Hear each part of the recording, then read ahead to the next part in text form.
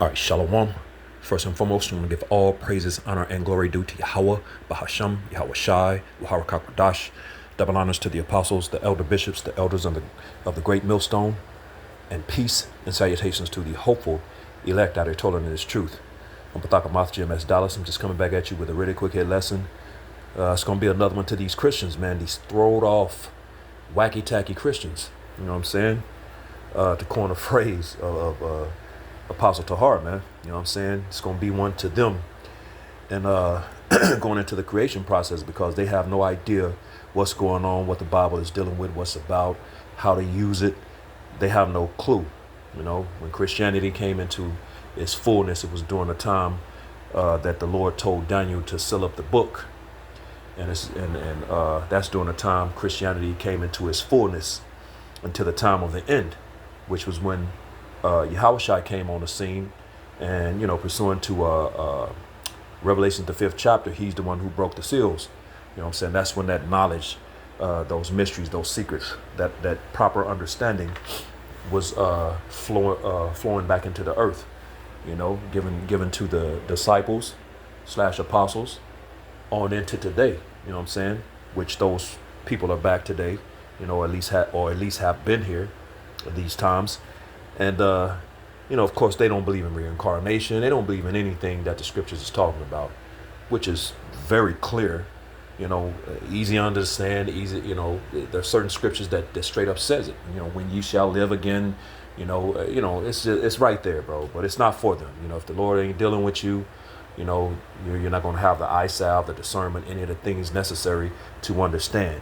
You know what I'm saying? Of course, the scriptures say also in Isaiah, the 6th chapter, you know, though they see, they're not going to perceive, and though they hear, they're not going to understand. So they have an angel around them blocking them anyway, you know. But Christianity has never been the way, man. You know what I'm saying? But, you know, 2/3 of our people are caught up in that madness. But I'm going to entitle this, Yahawashi and the angels / elect created everything, not the Most High. So, you know, and note that the angels, those angels that were creating things in the beginning process with Yahawashi, you know, of course they think the Most High Yahweh, whom they call God, Jehovah, you know what I'm saying? They think that that he's the one that created everything, you know, but that's not what's going on.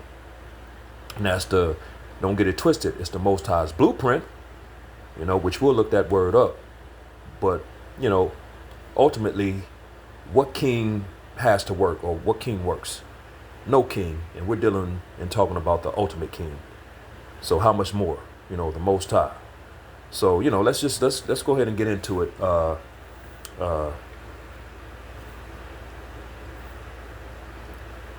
Yahawashi and the angels / elect created everything, Christians, not the Most High. So again, Yahawashi and the angels, which those angels in these times represent the elect. You know, those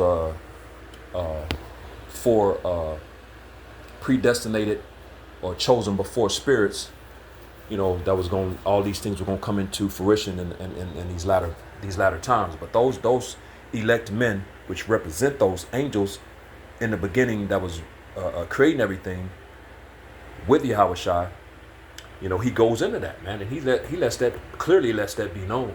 You know, those very men that he prayed for in John 17, the 17th chapter, those you know, the ones that the Most High gave him, you know, that can't be plucked from his hands, man. You know, that he's all about. You know, it's all about the elect, man. You know, that governing body that's going to govern the coming kingdom of heaven on the earth, which will be right here on the earth, man. You know what I'm saying? That's going to bring forth the laws and you know, Matthew 6 and 10, you know, thy kingdom come, thy will be done on earth as it is in heaven. You know, well, that's going to come by way of the coming government that's going to be established in the earth. You know, that's going to bring those things forth by way of the rod. You know, that rod of iron spoken of in Psalms the 2nd chapter, Revelation the 2nd chapter. You know, and they're gonna usher these things in, you know, and it goes into that in Isaiah the 2nd chapter and Micah the 4th chapter. You know, the laws are gonna go forth from Zion, man. You know, Zion, in the Hebrew is Tazayun, a monument, a thing remembered. And the Lord said He's going to remember His people. So it's all about the Israelites. But Yahawashi and the angels, which represents the elect, are the ones who created everything. Christians, not the Most High. So let's just really quick get into this thing real quick. Let's first thing I want to do is look up this word blueprint. I already pulled it up. I just typed in blueprint and Googled blueprint, and let me turn this volume up, Salaki, and I'm gonna let them say it. Blueprint. So it's blueprint. So and when you go into the definition, it says a noun. It says a design, plan, or other technical drawing. And at the bottom it says draw up a plan or model. So I want to go down to the AI overview real quick.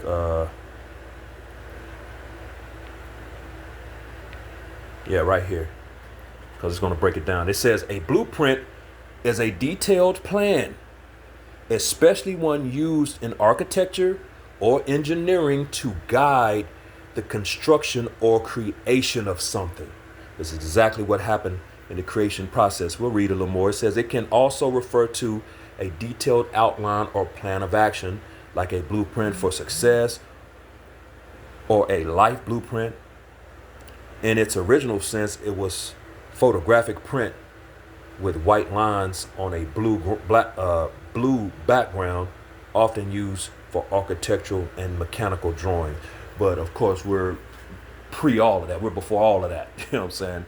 Which we're talking about in the very beginning, which is the creation process, which is, again, it's the Most High's blueprint.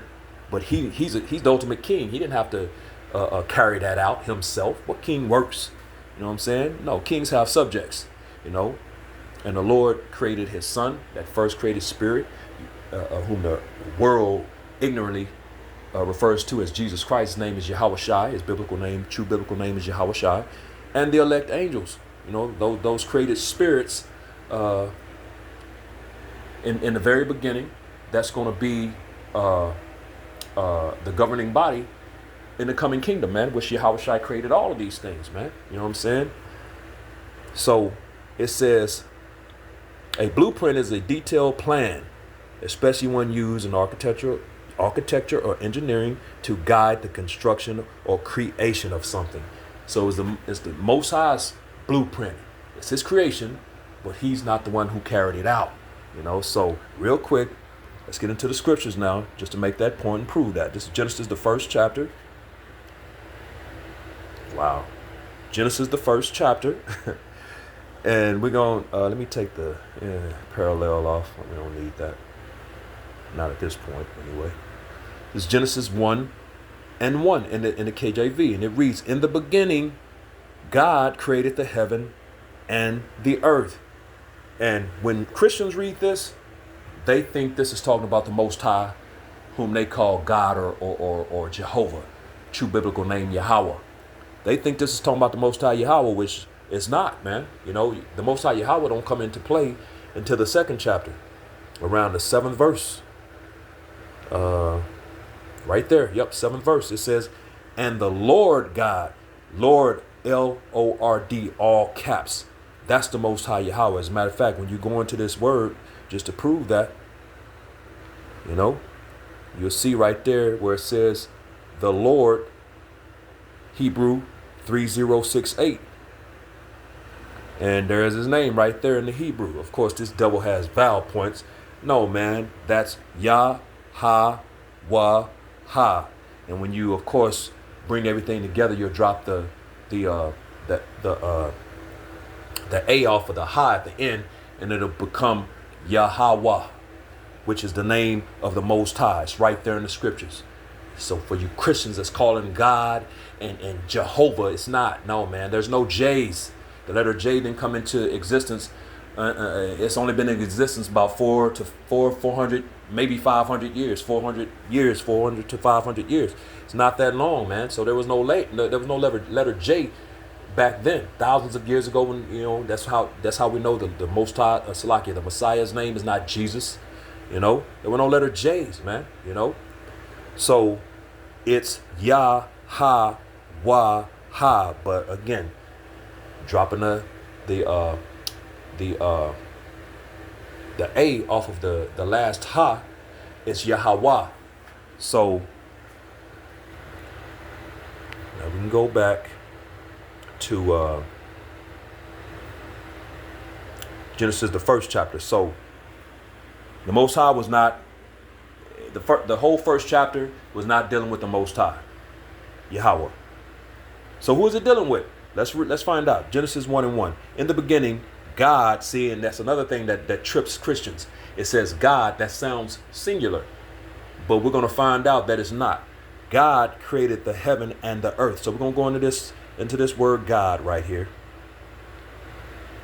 There it is right there, H430. And it right there it says Elohim, but of course in the Hebrew it's Alahayim. When you deal with the Hebrew, it's Alahayim. And when we go down to the outline of biblical usage, you see right there the first thing it says is plural. So you're reading God, but you think it's singular, but right here it's telling you it's plural. And when you read down, let's read. Plural is more than one. So here it is. A, rulers, plural. Judges, plural. Divine ones, plural. Angels, plural. Gods, plural. You get it. You know what I'm saying? So there it is. When you read that in Genesis, the first chapter and the first verse, it says in the beginning. It should say in the beginning, the Alahayim created the heavens and the earth, or the heaven and the earth. The Alahayim, the angels, the judges, those gods. You know what I'm saying? Plural. And as a matter of fact, when you jump down to verse 26, this is going to make sense. You know, now that we know that it's Alahayim and it's plural, and it means gods, judges, angels. You know what I'm saying? Plural. Let's jump down to verse 26, and it's going to make verse 26 make sense now, Christians. Genesis 1:26, and it reads, and God said, let us make man in our image. Us and our. Those are plural terms. You know what I'm saying? So it makes sense now that we know what God actually is a representation of. The gods, lowercase g, angels, judges. So it says, so let's read it in context now. Genesis 1:26. And the Alahayim, those angels, gods, judges, said, let us make man in our image. Makes it make sense, don't it? There you go. So the Alahayim, the God in Genesis, the first chapter, is not talking about the Most High. It's talking about the Alahayim, the angels, those gods, those judges, plural. You know what I'm saying? So those elect angels, man, you know, so it was Yahawashi and the elect angels that create, of course, Yahawashi created the angels, those elect angels, and then he created everything else. You know what I'm saying? So real quick, let's go to the New Testament. This is why it says this. When you go, let's go to the New Testament real quick, and we're going to jump over to Colossians, the first chapter, and we're going to drop down to, we'll start at verse 13, you know.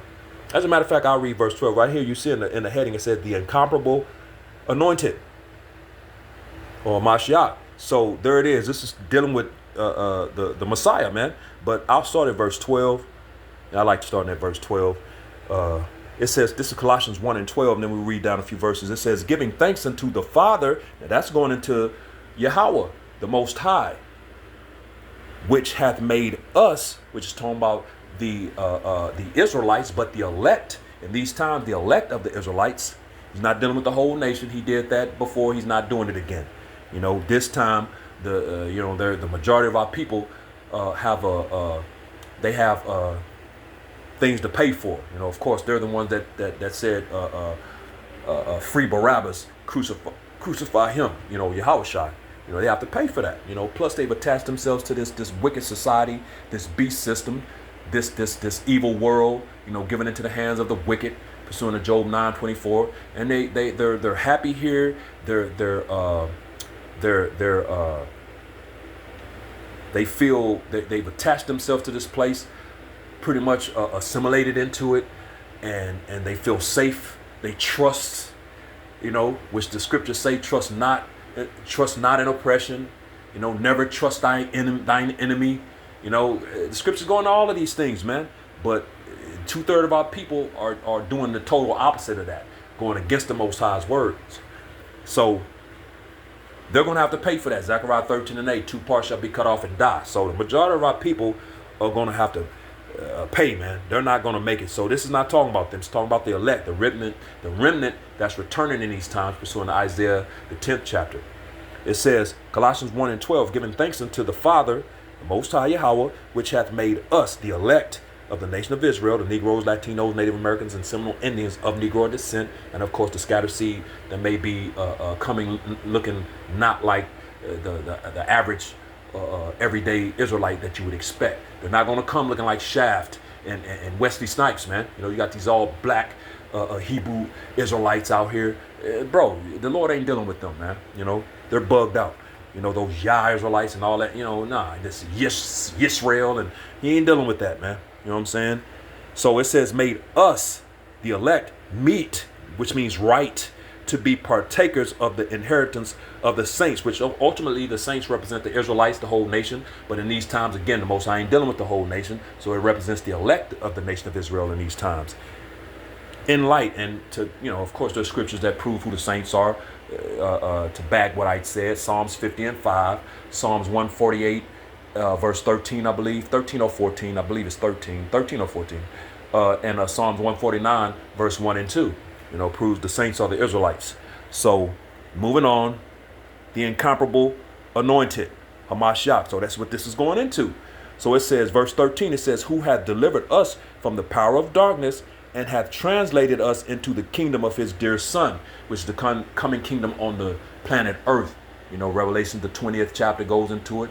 Hamashiach and his anointed reigned on the earth for 1,000 years, man. That reign means to rule, man. Roughly paraphrasing. I may not said it exactly how it's worded, but roughly paraphrasing. But that's to reign means to rule. So he's going to reign and rule on earth, man. You know what I'm saying? As a matter of fact, real quick, we'll come back to Colossians. That's why Yahawashi said this in Luke the 19th chapter in verse 27. Red letters, it's him speaking. It says, but those mine enemies, Luke 19:27, but those mine enemies which would not that I should rule over them, because it's going to be right here on earth.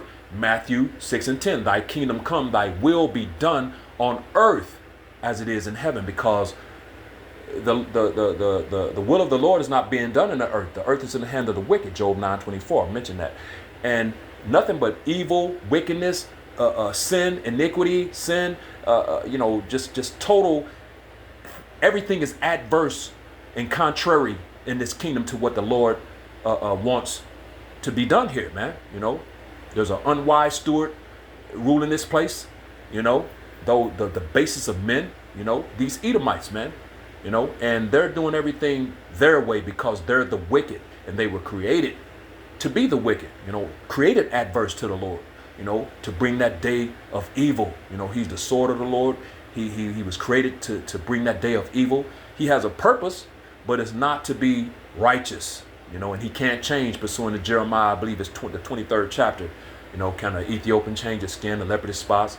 And can he that is basically accustomed to doing evil then do good, roughly paraphrasing?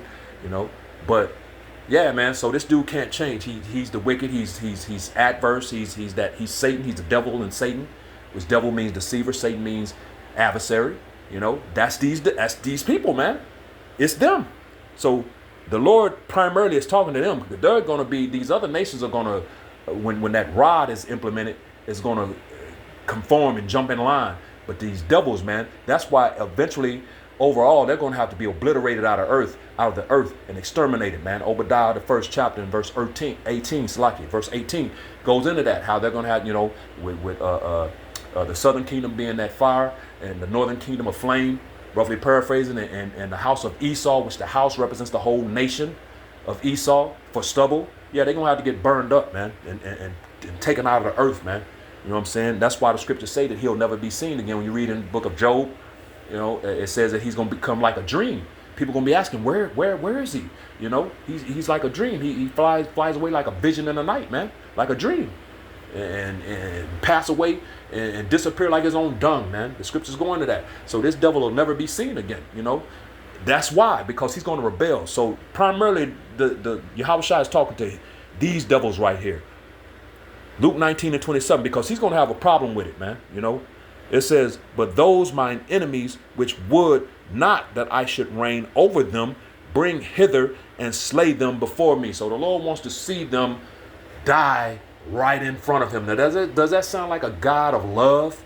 Not saying he's not love, but come on, bro. These Christians teach that he's all love. That this is one of those scriptures, these verses that cuts that all love doctrine. You know, so we're just about cutting Christians like all the time to prove that they're wrong, man. They don't know the Bible and they don't know what they're talking about. So, yeah, this proves that if it was what Christians are talking about, you die and you're going to go to heaven or you're going to go to hell for eternity. Well, this cuts that. You know what I'm saying? Again, he tells you what it is in this prayer, Matthew 6:10. I quoted it. And he's telling you right here, because Revelations 20 says that he's going to reign on the earth. As a matter of fact, there's so many other scriptures. You have to explain, Christians, Matthew 5:5. The meek shall inherit the earth. You know, the meek represents the Israelites. That inheritance has to come, which lines up perfectly with 2nd Ezra, the 6th chapter, when Ezra was asking them if the world was created for our sakes. Well, when are we going to have, roughly paraphrasing, our part in the earth? When are we going to get that? You know what I'm saying? So the earth was created for the Israelites. You know what I'm saying? And it was the scriptures say that the earth was created to be inhabited.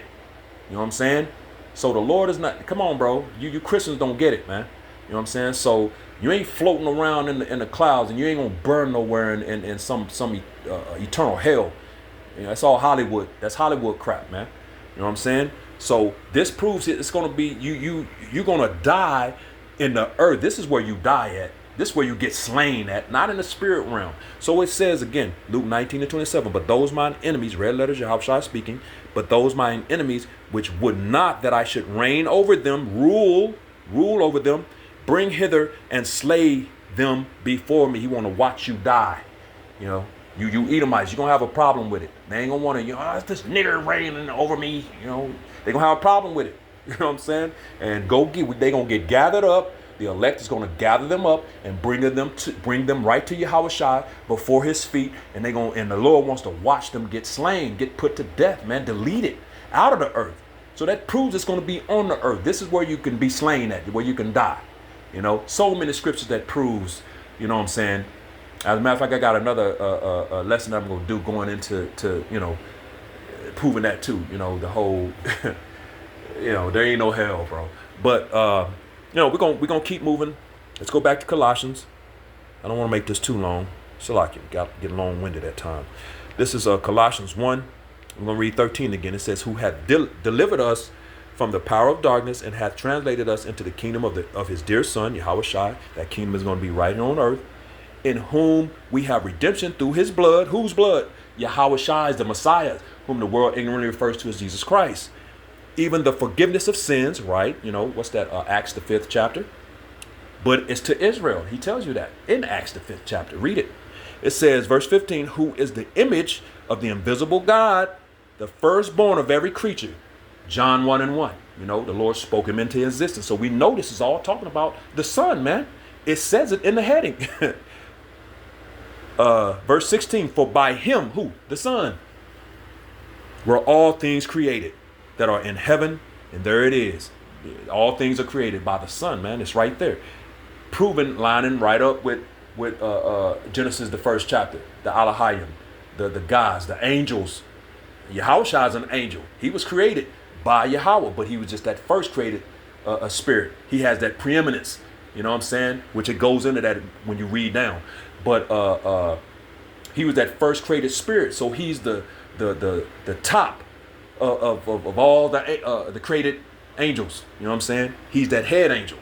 So, "For by him were all things created that are in heaven and that are in earth, visible and invisible, whether they be thrones or dominions or principalities or powers, all things created by him and for him." Verse 17, "And he is before all things." See that preeminence. He's first, man. He is before all things, and by him all things consist. Which there it is in the next verse, 18. I see that word preeminence at the end of the verse. I'll read it. I'll go ahead and read it. Verse 18, it says, and he is the head of the body, the church, who is the beginning, the firstborn, there it is, from the dead, that in all things he might have the preeminence. As a matter of fact, let's just prove it. Let's just prove it. Get that real quick. The definition. Preeminence. It says the fact of surpassing all others. Superiority. Yup. Supremacy. You see some of the similars. Greatness, excellence, distinction. So you get it. Prestige. But as a matter of fact, let me see. Is there any? No. So let's, as a matter of fact, let's go back and let's see what the interlinear says, the concordance says about this word. This preeminence, G4409. Strong's G4409. Protuo, and it's to be first. There it is. Hold the first place. That's it. So he's that firstborn, that first created spirit, But it's the point was in verse 16. For by him were all things created. So it wasn't the Most High. It was the Son and the elect angels. You know what I'm saying? If you can understand that, and those elect angels represent the elect angels represent the elect in this time. That's why Yahawashi made this statement right here. When you go to John the 15th chapter and you drop down to verse 27, what did he say? He said, and of course we know this is talking about the elect, which is the disciples are the elect, man. The disciples are back today. The disciples are back. They've either been here or they're here. So as a matter of fact, the scriptures say, and let me get this real quick, in 1 Corinthians, the 14th chapter, in verse 32, I believe. Is it 32 or 34? 32? 32, 1 Corinthians 14 and 32. And the spirits of the prophets are subject to the prophets. So if you were a prophet, then you're going to be a prophet now. The disciples slash apostles. And of course there were more than just the ones that were named. You can have those that are named and mentioned. Then you have those others that weren't. Other 70, you know what I'm saying? Some 2 by 2. So there's other scriptures that it shows that there were way more than what is mentioned. So those same spirits are back in these same spirits and in these same people today. These bodies of those the spirits that's in these bodies, those are those same spirits today, of these men that are coming into this knowledge. They're accepting this knowledge, they're learning, and they're starting to teach this knowledge, man. Now not every, because the Lord ain't dealing with everybody. Many are called, if you're chosen. They are not all Israel that are of Israel. You got some that are learning, and you've seen examples of that with groups like IUIC, ISUPK, Sakari. You're seeing it, GOCC.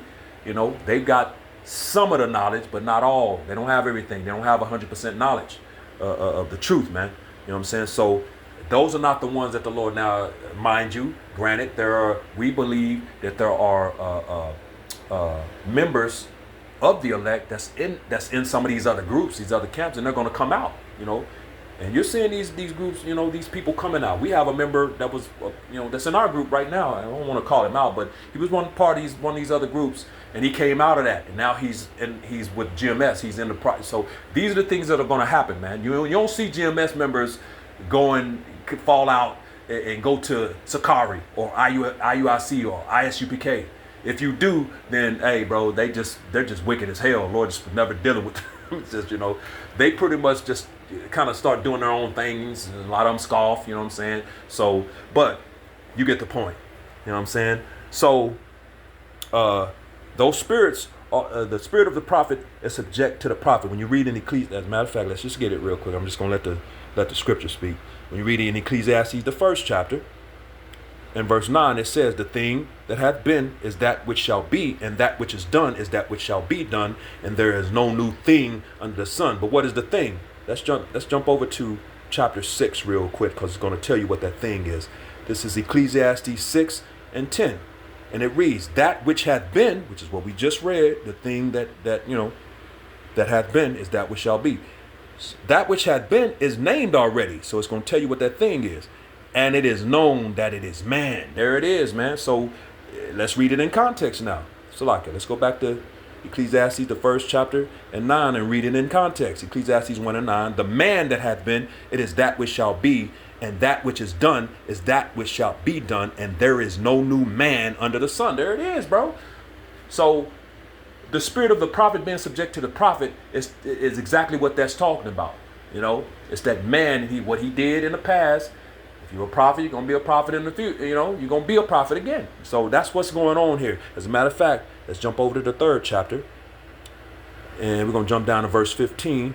And it says, that which hath been is now, and that which is to be hath already been, and the Most High required that which is past. So that which was then is now, man.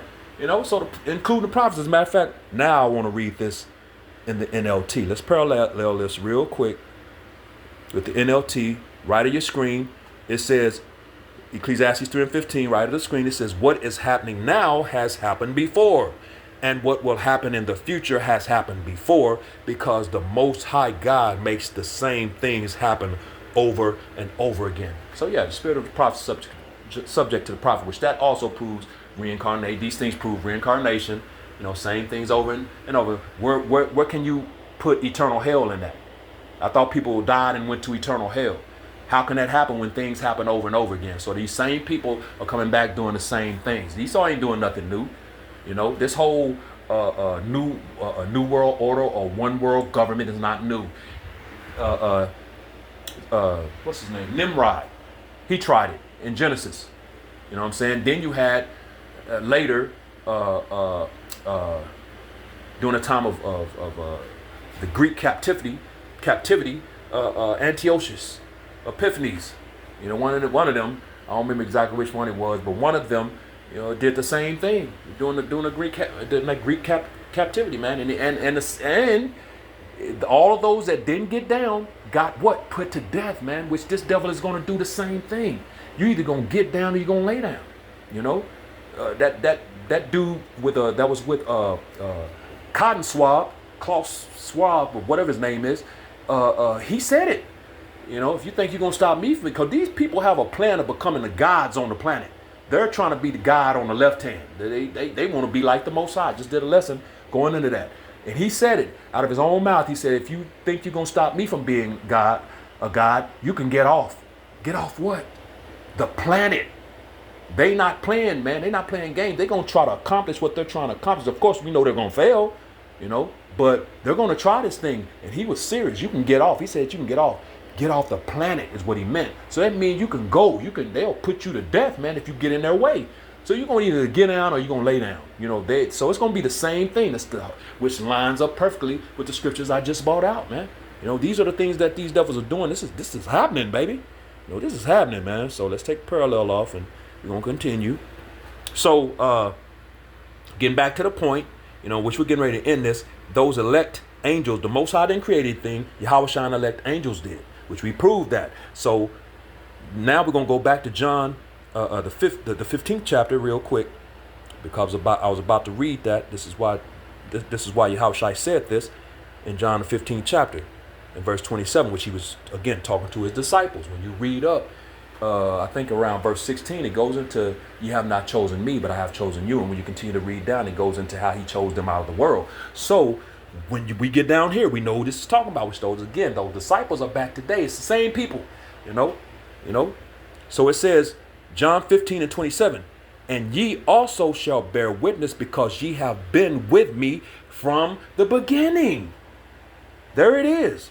You've been with me from the beginning. And we already went into, again, when you go back to Genesis 1, in the beginning, Genesis 1 and 1, in the beginning, God created the heavens and the earth. We went into that word God. Let's do it one more time, just to refresh the memory. H430, Alahayim, And it says plural, rulers, judges, divine ones, angels, gods. And didn't the Most High call us gods? We're those angels. We're the messengers. Angel means messengers. We're the ones delivering the message of the Most High in these times. So it's the same things, man. Those gods. Did he call us gods? Let's prove that. Real quick before we get out of here. Let's go to Psalm 82 and verse 6. And what does it say?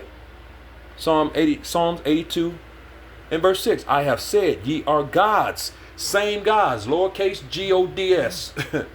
I have said, ye are gods, and all of you are children of the Most High. There it is, bro. Those first created spirits, those gods, man. You know what I'm saying? We're all children, which ultimately is talking about the whole nation of Israel. You know what I'm saying? But in these times, like we've already made all these points. The Most High is not dealing with the entire nation of Israel. The majority of our people are wicked as hell, and they got to be put to death, man. Look at Lil Boosie throwing up the bird to the Most High, saying F off God, F off God, F off, shoot. Love you now, but shoot. That nigga did that, man. The Lord, but you think that nigga, and that's why the Lord is killing that nigga, man. This nigga got heart problems and blood cancer or something like that, and got shot with Rex. It just effing this nigga up, man. Just like he did that Edomite, man, that was in that wheelchair, Stephen Hawkins. The Lord just man systematically broke that dude down, and bro, So he's doing the same thing to Lil Boosie and many other Israelites, man. He's not done. The Lord is getting started, and before it's over, the Lord is gonna take Lil Boosie out, man. So it says, but ye shall die like men and fall like one of the princes, So yeah, but the point was, I have said, ye are gods. That's what the style of Hayim. Don't we have a book of Judges? There's a book of Judges because we're those judges. We're the gods. We're the angels, messengers. Come on, man. Put it all together. You got to be able to scrap-blade some of this, but you got to be able to, 1 + 1 = 2, man. 2 + 2 = 4. Do the math. Math. Which truth. That's truth. Come on, bro. Come on. Stop being simple. Jake is simple as hell, man. Stop being simple. But I know Christians is going to come up against this, even though they're getting all this proof. Let's get one more in the New Testament to prove the same point. This is John 10 and verse 34. Just reiterating the point. John 10 and 34. Yahawashi answered them, is it not written in your law, which we just read it in Psalms? Is it not written in your law? I said ye are gods. There it is. If he called them gods, unto whom the word of the Most High came, which is us, and the scripture cannot be broken. So there it is, bro. It don't matter what you say, bro. It does not matter what you say or what you feel or what you think. It's right here, man. We're the gods, we're the angels, we're the judges. As a matter of fact, one more. Just came to me. Let's get this in the Psalms 2 to prove them judges, man. This Psalms 2 and 10. It says, be wise now, therefore, O ye kings, be instructed, ye judges of the earth. Boy, there it is. So when in the beginning, when he says in John 15, you were with me from the beginning, that's talking about the elect. Those same people, but the elect of them, those ones that he prayed for in John, the 17th chapter, which cannot be plucked from his hand, man. It's talking about them same ones. Those are the ones that's teaching this knowledge, without erring from the doctrine that they learned, man. Beginning starting with Apostle Tahar on down. Lord willing, I can be one of those men, man. Those 144, that coming governing body, the elect, spoken of in Revelations, the 7th chapter, it breaks it down from each tribe, 12,000 men from each tribe, which makes up that 144,000. That governing body, that's coming into the earth, it's already happening right before these people's eyes that they can't see. But the scripture said that the kingdom of heaven is not going to come without observation. They're not going to see it because the kingdom is within you. That's John the 17th chapter. It's within us. And it starts right here. This is the kingdom of heaven that we're going into right now. This Bible, man. That's the beginning of the kingdom. You know what I'm saying? These instructions that we're reading it. Be wise now, therefore, O ye kings, be instructed, ye judges of the earth. And then the Lord say in Revelations, as a matter of fact, let's end it on that one. Man, They just, hey, spirit. It's like it's all through the spirit, man. Spirit is taking over, man. Revelations 5:10, and has made us unto our power kings and priests, and we shall reign on the earth. There it is, man. More proof that the kingdom of heaven, that rulership is going to be right here. Reign means to rule. It's going to be right here on earth. You know what I'm saying? So yeah, it wasn't Yahawashi. Salaki, it wasn't the Most High Yahweh. It was Yahawashi and the angels, the elect, that created everything. Christians, not the Most High. So, hopefully with that, hopefully this was edifying to the elect. With that, giving all praises, honor, and glory due to Yahweh, Bahasham, Yahawashi, Yahawashi.